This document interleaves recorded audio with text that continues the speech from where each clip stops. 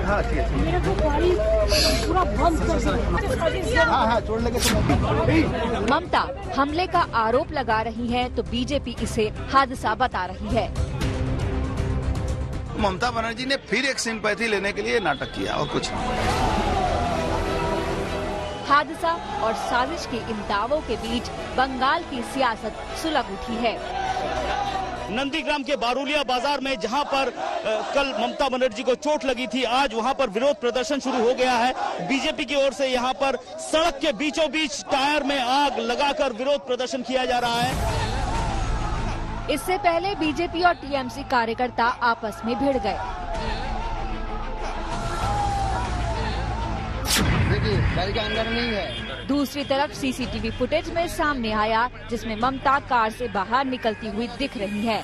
आसपास काफी भीड़ भी है। ये घटना से ठीक पहले की तस्वीर है। सच क्या है, इसकी पड़ताल के लिए डीएम, डीआईजी, एसपी और एसडीएम मौके पर पहुंचे। टीएमसी जहां इसे हमला बता रही है, वहीं बीजेपी का दावा है कि ड्राइवर की गलती की वजह से कार का गेट सड़क पर लगे खंबे से टकराया और अचानक बंद होने से ममता को चोट लगी। ममता का काफिला इसी तरफ से गुजर रहा था और ठीक इस जगह पर जब आती हैं ममता बनर्जी तो ऐसे वो दरवाजा खोल लेती हैं और उनका एक हिस्सा बाहर की ओर होता है और दरवाजा खुला रहता है, पांव बाहर रहता है और अचानक ठीक इसी जगह पे, यहाँ पे जो पोल है, ठीक इसी जगह पे ये घटना होती है। अब ये पोल से टकराकर वापस ममता के पांव पे लगा है, उनके हाथ में लगा है या फिर भीड़ की वजह से लगा है, ये साफ नहीं है। लेकिन आपको बता दें कि उस वक्त भीड़ भी थी। दो तरह के बयान सामने आ रहे हैं। एक बयान के मुताबिक ये जो पोल है इससे दरवाजा टकराया है और ममता को चोट लगी है। दूसरा जो बयान है कि भीड़ की वजह से दरवाजा टकरा गया है और ममता को चोट लगी है। अब ये हादसा है या साजिश, जांच चुनाव आयोग की देखरेख में चल रही है। लेकिन इस पर सियासत चुनाव आयोग की चौखट तक पहुंच गई।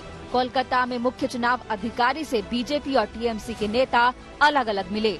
टीएमसी ने इसे ममता को जान से मारने की साजिश बताया और बीजेपी पर शक जताया। वहीं बीजेपी ने सीसीटीवी फुटेज सार्वजनिक करने की मांग की। समझ लीजिए, 8 तारीख में, मार्च 8 तारीख, बीजेपी के बंगाल के अध्यक्ष ने एक पोस्ट किया था, ममता बनर्जी को घायल होते दिखाया। ये मार्च 8 तारीख। मार्च 9 तारीख सवेरे इलेक्शन कमीशन ने वेस्ट बंगाल के डीजीपी बदला। क्रोनोलॉजी समझ लीजिए। मार्च 10 तारीख एक बीजेपी सांसद 5 बजे पोस्ट किया था, आप समझ जाएंगे शाम के 5 बजे के बाद क्या होने वाला है। और कल 6 बजे नंदीग्राम में ममता दी के साथ ये हादसा हुआ। मुझे लगता है कि चुनाव आयोग को चाहिए कि उनके द्वारा उम्मीदवार के पीछे चल रहे वीडियो में ऐसा क्या आया है उसको सार्वजनिक करना चाहिए। जनता को पता लग जाएगा कि उसमें कौन है।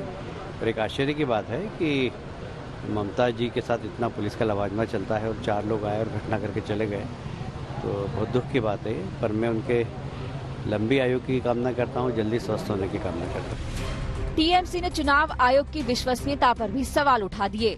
डायरेक्ट ने कहा, जो बीजेपी कहती है अगले दिन चुनाव आयोग वही करता है। इन सब के बीच ममता को लगी चोट के मामले में एफआईआर दर्ज कर ली गई है। इनमें आईपीसी की धारा 141 यानी गलत तरीके से रोकने और धारा 323 यानी हमला करने के तहत केस दर्ज किया गया है। केंद्रीय चुनाव आयोग ने पश्चिम बंगाल के मुख्य चुनाव अधिकारी और राज्य के मुख्य सचिव से कल शाम 5 बजे तक रिपोर्ट मांगी है। दूसरी तरफ केंद्रीय मंत्रियों ने वोट के लिए चोट की सियासत पर हमला बोला है। एक अजीब लोग हैं, क्या क्या पते छिपाते हैं। कहीं पे चोट लगी है, कहीं बताते हैं। अब चोट जो है वो उनको लगी है कि नहीं लगी है, पैर फिसला है कि नहीं फिसला है, जमीन पे गिरी हैं कि नहीं गिरी हैं, लेकिन जमीन जरूर खिसक गई है।